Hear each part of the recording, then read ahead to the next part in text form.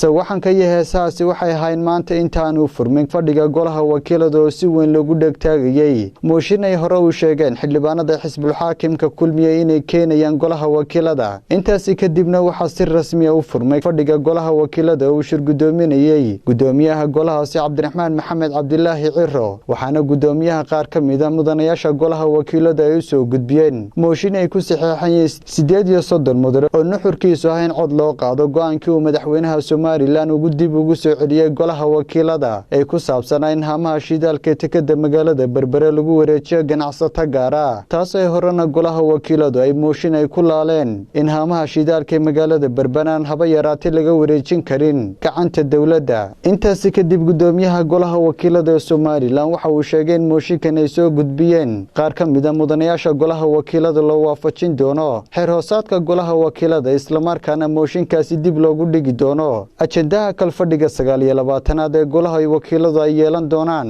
arintaas ayaa iyadu waxay si weyn uga cadeysisay gudoomiye ku-xigeenka koobaad ee golaha wakiilada Baashe Maxamed Faarax iyo xildhibaanada iyagu watay mooshinkaasi lagu wareejinayay haamaha kaydka magaalada Berbera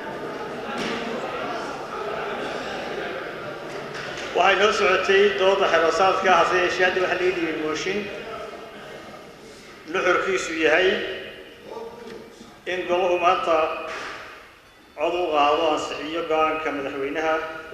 guddiga golaha wakiiladu ee ku saabsanaa soo celinta go'aanka golaha wakiilada ku laalay bixinta kaydka haamaha shidaalka Berbera iyo 30 mudane saxay shaqo maqan 30 mudane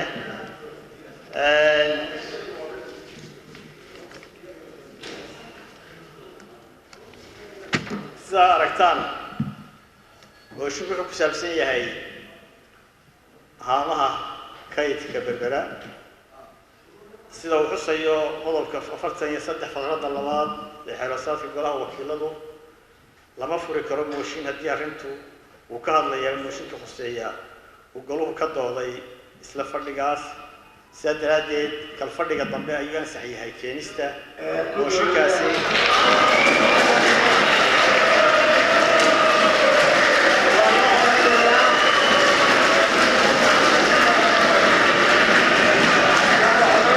hadalkaasi ka soo yeedhay gudoomiyaha golaha wakiilada Soomaaliland waxa si weyn uga hor yimid ku-xigeenkiisa Baashe Maxamed Faarax isagoo sheegay inaanu marnaba haba yaraataan gudoomiyaha golaha wakiiladu aanu xidhi doonin fadhiga golahaasi taasina ay sababtay in goobtaasi ay isku gacan saaraan gudoomiyaha golaha wakiilada iyo ku-xigeenkiisa waxaana dhacdada dagaalka ka dhacay golaha wakiiladu u dhacay sida tan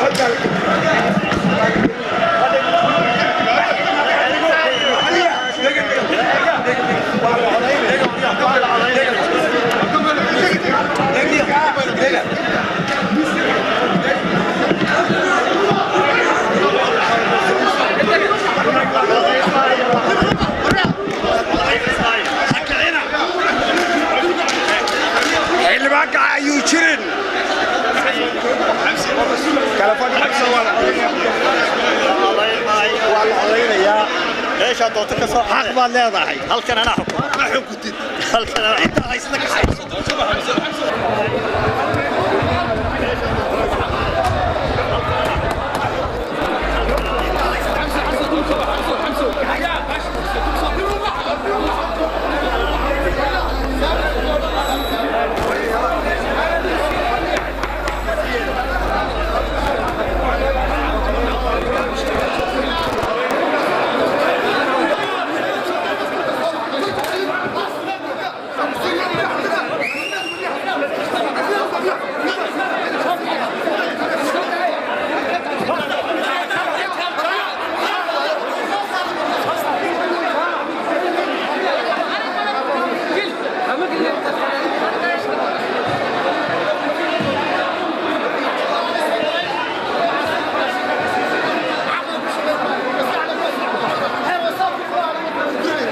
geesta kalena gudoomiyaha golaha wakiilada Soomaaliland Cabdiraxmaan Maxamed Cabdilaahi Cirri iyo ku-xigeenkiisa Baasha Maxamed Faarax oo warbaahinta si gooni ugu waramayay xafiisyadooda ayaa waxay ka warameen sababta ka dambeysay gacan saarkan ay isku gacan saareen golaha wakiilada iyagoona eedeymo kala duwan isu jeediyay waxaana yiraahdeen shacbiga reer Soomaaliland iyo golahaba waxaan ka raali gelinaynaa wixii ka dhacay golaha maanta ahaa sharci darrada goluhu hawl maalmeedkiisa caadiga ah ku jiray waxa socotay doodii xeeroosaadka mooshin baa la keenay mooshinka nidaamka sharciga ayaanu marinay waxaanu akhrinay ujeedadii mooshinka waxaanu akhrinay mudanayaashii soo qoray mooshinka hase yeeshee goluhu wuxuu leeyahay xeeroosaadkana ayaanu markaa ku dabaqnay oo tilmaamaya mooshin la keenay kalfadhigan inaan isla kalfadhigii la soo celin karin qodobka 43 faqradiisa labaad aan golaha ka hor akhriyay oo ahayd lama furi karo mooshin haddii arrinta uu ka hadlayaa ama mooshinka khuseeya uu goluhu ka dooday isla kalfadhigaas la taliya sharciga oo u gudbinay isna sidaas ayuu soo qoray inaan la keeni karin mooshin kalfadhigan laga hadlay isla kalfadhigii lama diidin mooshinka waxaan wuxuu ansaxayaa in la keeno kalfadhiga dambe laakiin wada arkaysay bil khasab baa la doonayay in lagu mariyo golaha oo ah sharci darro waxa arkayseen gudoomiye ku-xigeenkii koowaad oo awood aanu lahayn isticmaalaya shirgudoonku waxa gudoomiyaha markuu joogo oo markaan maqanay waxa joogay maanta waa arkayseen waxa ka sameynayay waxay la tahay wax kaliya ku yahay ma meesha waa wada joogteen anigu gudoomiyaha waxaan shirgudoon baan hay shirgudoonka ka mid ahay wax kale ma oran waxaan ku yiri waxa mooshin baa xilmaanadu keeneen magacyada uu akhriyay wuxuu sheegay inay ansax tahay waxa ay inuu xilmaanku akhriyo cod la geliyo cidii codka ku raacdana la ogolaado inta weeye inta isku haysan mooshin laga dooday ma jirin maalintii hore mooshin laga dooday laba mooshin oo shaqo isku leh maaha waxa weeye maalintii hore lama doodin soo jeedin buu sameeyay isagoo aan la taliyay sharciga u dhiibay soo jeedin haddana isagoo aan mooshinkiiba loo keenay ayuu ina yaro la taliyaa u yaro laba kelmood ka soo qortay waxa weeye goloweynaha marba si la doono loo wadi maayo wuxuu leeyahay golaha baa soo jeedin bay lahayd magacyada wuxuu akhriyay waxay markii loo dhibay inuu yiraaho qaban maayo uu qabo magacyada markii aan saxeen 12 xildhibaan baa la mariyo 38 baa soo saxeexay marka waxa la isku haystay waxa weeye inuu procedure mariyo maalinta isagu uu rabaan wadana inuu yiraaho xeerasad ma jire waa soo jeedin maalintu arkay in laga badanayana inuu yiraaho anigu shirgudoon baan nahay speaker ma ahay waa gudoomiye wuxuu gudoomiye ku yahay shirgudoon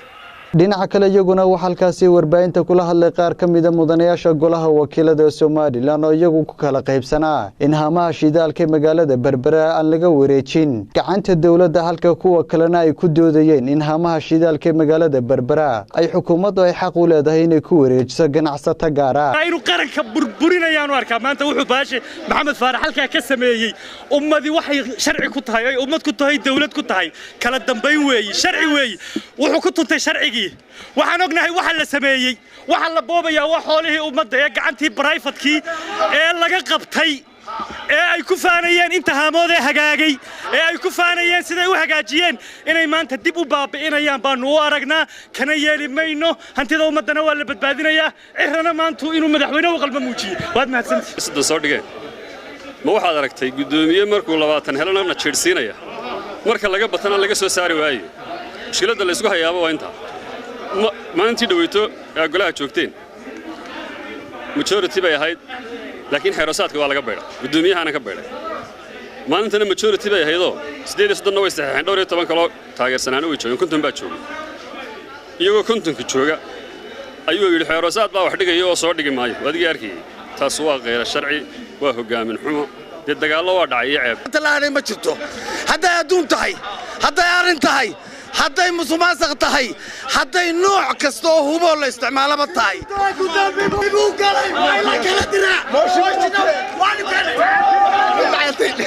war waxaan u walaal iyo rasuuliya andamay horta shacbiga Soomaaliland xaal baanu ka siinayna waxa dhacay golahanuna wuu jiraya wuu taagnaanaya golahanu walaa xukuumad baa jabin karta walaa cid baa jabin karta shacbiga soo sida maaha golahanu wuu jiraya waxaan u sheegaynaa siilayo golahanu inuu jirayo ragga waxa soo maluuqayna way ku jabeen aan idin sheegayaa awoodda maanta awood ka badan ay keeni kartaa ma jirto golihina waa jira gudoomiyina waa jira dalkana waa jiraya cidda waxaas haamuhuna waxay aanayaan shacabka leh xukuumadda gacanteeda aan ku jiraya bal xukuumaddan aan leenahay gacanta dawladda ku hay war 60 wasiir bay leedahay markay wax walba wareejiso maxay 60 wasiir xukumayaan gudoomiyuhu dhexdhexaad hadaan noqonin golaha waa u ceeb isagana waa u annagana waa nooc mooshinkuna waa mooshin waafaqsan xeeroosaadka iyo dastuurkaba gudoomiyaha ayaa ku doonana dib u dhigaya ku doona keenaya ceebtuna isagay fadhida isagana gacan qaadka ku horeeyay dhacdadan ka dhacday maanta golaha wakiilada Soomaaliland ay isku farasaareen gudoomiyaha iyo gudoomiye ku-xigeenka ayaa waxay noqonaysaa markii ugu horeysay ee Soomaaliland ay baarlamaanka dalku ay shirgudoonkooda isku gacan saaraan taasina ay sababtay iyadoo muddooyinkii u dambeeyay la isku hayay in hamaha shidaalka magaalada Berbere laga wareejiyo gacanta xukuumadda halka xildhibaano kalena arrintaas ay difaacayeen oo ay ka soo horjeedeen aan marnaba gacanta xukuumadda laga saari doonin hamaha shidaalka magaalada Berbera Cabdiraxmaan Fantastic Bulsha TV